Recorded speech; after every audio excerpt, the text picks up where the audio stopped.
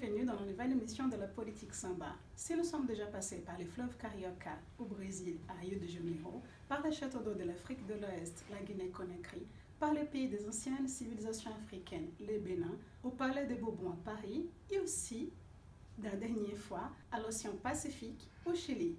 Cette fois-ci, notre invitée va nous amener dans différentes parties du monde par où elle est déjà passée. La France, l'Italie, l'Israël, le Portugal, le Moyen-Orient et l'Afrique. Autant que directrice commerciale exécutive, directrice grand compte, parmi d'autres. Une de ses spécialités, développer les grands comptes internationaux français. Son parcours, elle est diplômée d'une maîtrise en droit des affaires par l'Université de Paris 12 et aussi d'un executive MBA par l'Université de Mannheim en Allemagne et l'ESSEC à Paris. Notre invitée a débuté sa carrière dans les cabinets parisiens d'avocats. En 1997, elle intègre France Télécom. Ensuite, elle arrive chez Dell France et aujourd'hui, elle est devenue la PDG de la filiale française du constructeur chinois Lenovo. Et c'est avec un énorme plaisir que j'accueille dans notre émission Madame Elisabeth Moreno. Merci beaucoup, Madame Moreno, d'avoir accepté cette invitation. C'est un plaisir pour moi d'être avec vous aujourd'hui, Marcia. Merci pour votre invitation. Autant que directrice commerciale exécutive de grands comptes au niveau EMEA, c'est-à-dire Europe, Moyen-Orient, Afrique, comment voyez-vous les marchés dans les trois zones? C'est une très bonne question parce que je trouve que c'est assez étrange qu'on ait mis dans la même région l'Europe, le Moyen-Orient et l'Afrique, qui sont trois régions totalement différentes, d'abord d'un point de vue culturel, ensuite d'un point de vue économique, et enfin d'un point de vue de développement. Parce que quand vous comparez les trois grands pays européens que sont la France, l'Allemagne et l'Angleterre avec d'autres pays d'Afrique, on se rend bien compte qu'il n'y a strictement rien à voir. Mais ce découpage mondial, Amérique du Nord, Amérique latine, Asie-Pacifique, Europe, Middle East, Afrique, montre combien parfois les gens qui font ces découpages sont éloignés des spécificités de chaque pays.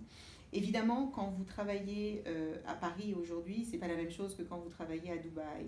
D'abord parce que le niveau de développement de chaque pays n'est pas le même. Vous n'allez pas vendre les mêmes produits avec les mêmes configurations, les mêmes spécificités en Côte d'Ivoire ou bien à Lisbonne.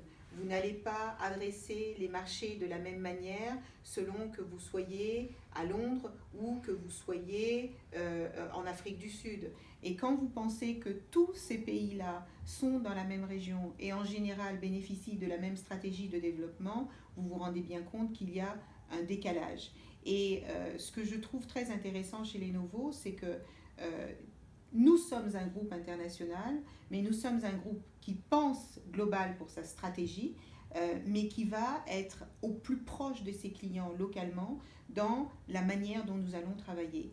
Et aujourd'hui, nous sommes certainement l'un des seuls grands groupes internationaux qui ait cette proximité locale aussi importante, parce qu'il faut savoir que les technologies aujourd'hui, ce ne sont plus seulement des produits, ce sont des outils qui aident le consommateur que vous êtes, que moi je suis, à être plus productif, à mieux communiquer, à mieux s'informer. Et la manière dont vous vous informez en Afrique n'est pas la même que celle dont vous vous informez en Europe de l'Est ou alors dans un autre pays de cette région que vous venez de citer.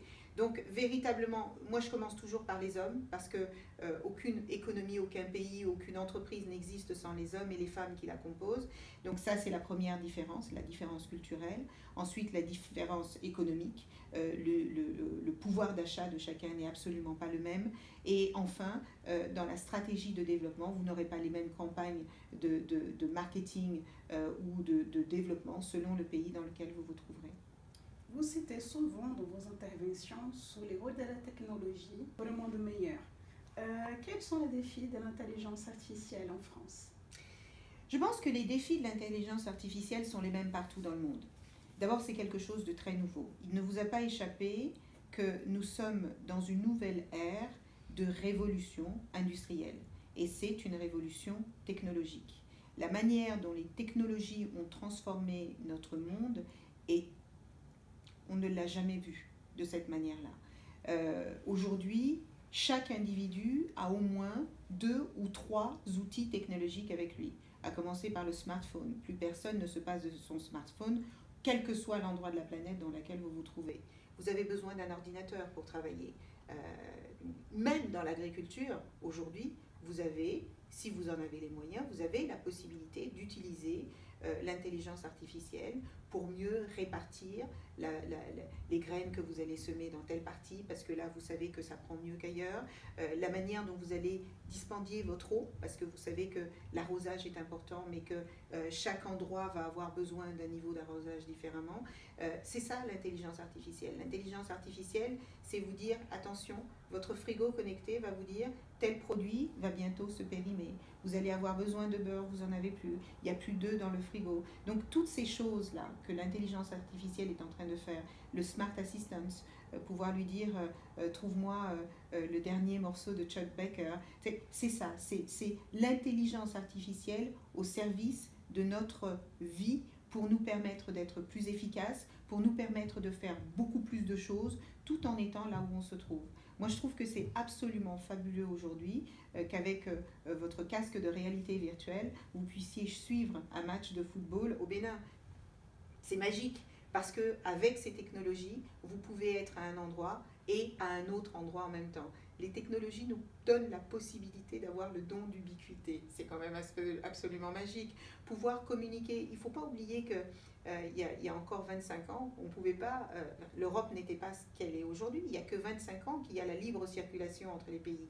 Pour les jeunes qui sont nés dans ces 25 années, c'est naturel. Mais pour les personnes qui sont nées avant cette période-là et qui savaient combien c'était difficile de voyager, de se déplacer, on voit ce que les technologies apportent. Donc moi, je pense que l'intelligence artificielle est quelque chose qui peut être à la fois fabuleux pour tout ce qu'elle peut nous apporter au quotidien, pour permettre à des gens d'accéder à des choses auxquelles ils n'auraient jamais eu accès autrement. Et c'est dangereux parce que toutes ces technologies sans des règles, sans des lois pour cadrer les dysfonctionnements, pour laisser aux individus leur vie, leur confidentialité. On n'a pas envie que nos données soient partagées par tout le monde et n'importe qui. On n'a pas envie que nos datas se retrouvent entre les mains de n'importe qui. Donc c'est important de cadrer, de mettre des règles pour qu'on se sente protégé individuellement et pour nous permettre d'utiliser ces outils à leur plein potentiel. Vous avez plus de 20 ans d'expérience dans l'international. Quelles sont les erreurs à éviter dans ces domaines? Écoutez, j'ai eu la chance de travailler, d'abord j'ai eu ma propre entreprise. Il n'y a pas de meilleure manière d'apprendre ce que c'est que l'entrepreneuriat qu'en ayant votre propre responsabilité entrepreneuriale. Donc j'ai eu une petite entreprise qui m'a appris que finalement, les responsabilités d'un entrepreneur, elles vont bien au-delà des responsabilités économiques. Chaque entreprise se crée sur une idée, sur un besoin. Chaque entreprise vient répondre à une attente d'un consommateur. Ça, c'est universel. Où que vous vous trouviez dans le monde, il faut trouver l'idée qui va servir un besoin du pays ou d'une certaine catégorie de personnes. Ça, c'est la première chose. La deuxième chose, c'est la responsabilité sociale ou sociétale. On est dans un monde qui est de plus en plus global. Hier, vos concurrents, quand vous êtes américain, ou moi, je suis à Paris.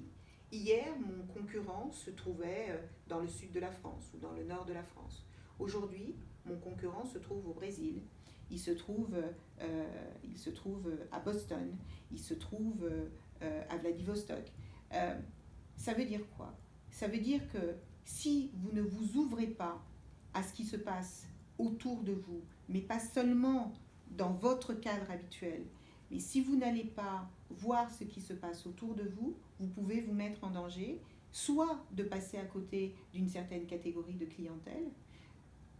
Quand vous entendez dire que le plat préféré des Français, c'est le couscous n'a jamais été français. Mais c'est cette ouverture sur le monde qui fait que vous allez découvrir des choses qui viennent vous apporter ce que vous n'auriez pas eu en restant dans votre microcosme.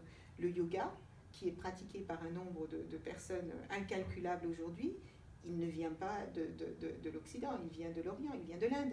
Donc c'est toutes ces choses auxquelles nous n'avions pas accès auparavant que l'entrepreneur aujourd'hui peut embrasser grâce à cette globalisation, mais toujours en pensant local. C'est-à-dire que vous pouvez avoir la meilleure idée business du monde, si vous ne l'adaptez pas à la personne que vous avez en face de vous au moment où vous l'avez, ça ne peut pas fonctionner. Donc, connaître le pays dans lequel vous vous trouvez pour adapter l'offre que vous avez à lui faire, pour moi, c'est une garantie de succès.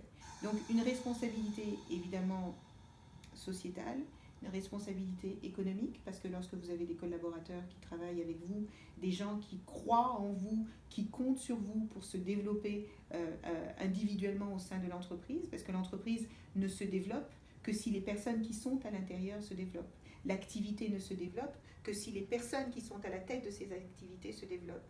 Donc cette responsabilité sociétale pour moi est très très très importante. Et puis on ne dira jamais assez que l'entreprise doit aussi veiller à cette planète dans laquelle on est. On ne peut pas produire sans considérer les richesses que cette planète nous offre et sans considérer que ces richesses ne sont pas illimitées et infinies.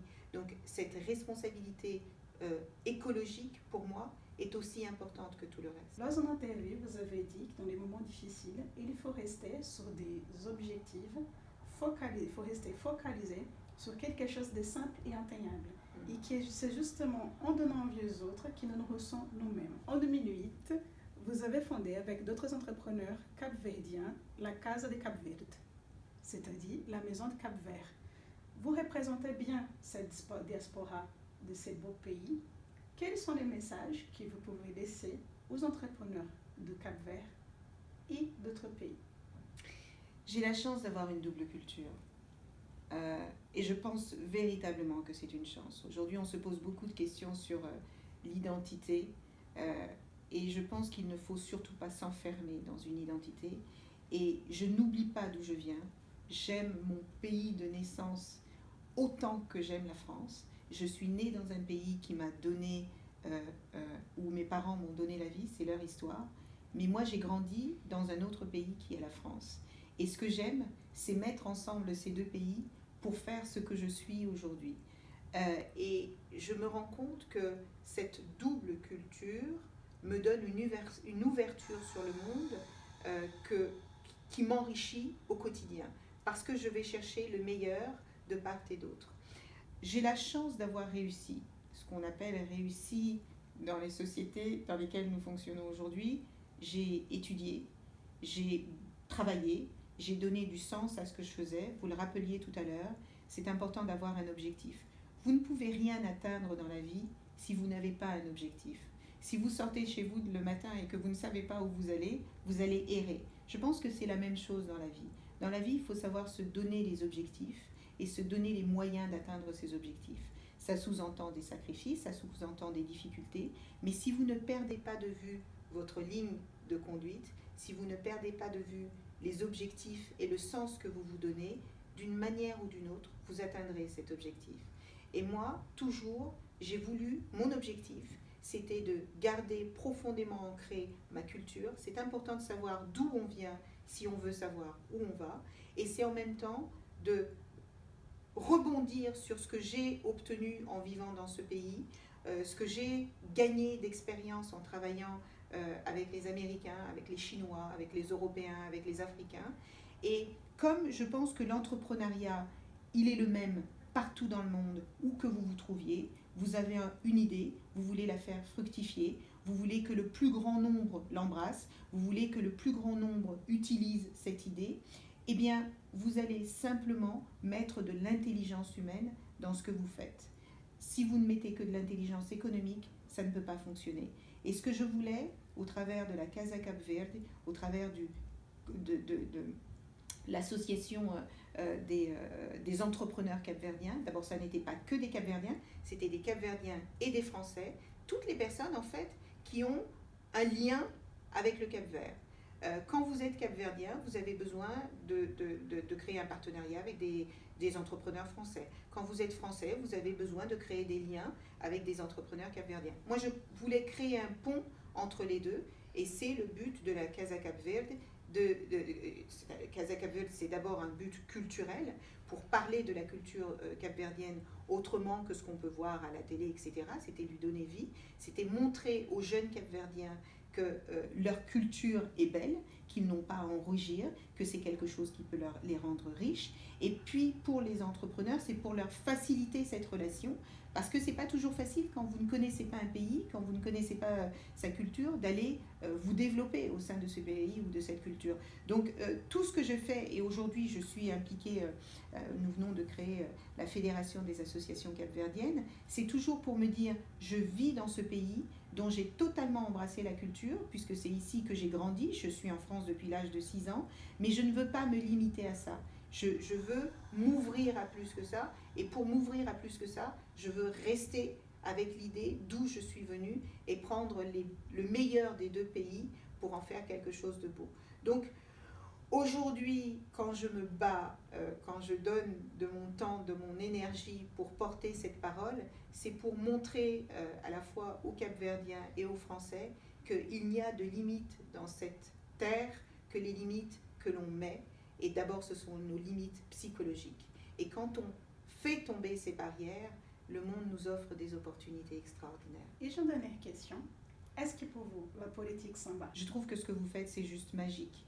Quand vous m'en avez parlé, je n'ai pas bien compris le concept, jusqu'à ce que je vois les personnes extraordinaires que vous avez interviewées, jusqu'à ce que je vois la possibilité que vous donnez aux gens, au travers des questions que vous posez, d'aborder des questions que l'on n'a pas toujours l'occasion d'aborder dans notre vie de professionnelle au quotidien. Et puis ce pont que vous créez entre le Brésil et la France, c'est exactement ce que j'essaye de faire au quotidien, ce pont entre le Cap-Vert et la France, et cette volonté que nous avons toutes les deux de faire tomber les barrières et d'offrir le meilleur de ce qu'il y a de part et d'autre. Donc bravo Politique Samba. Et Madame Moreno va nous montrer pourquoi la politique samba.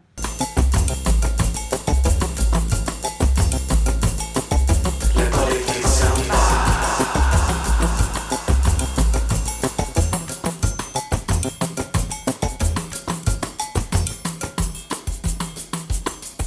Samba.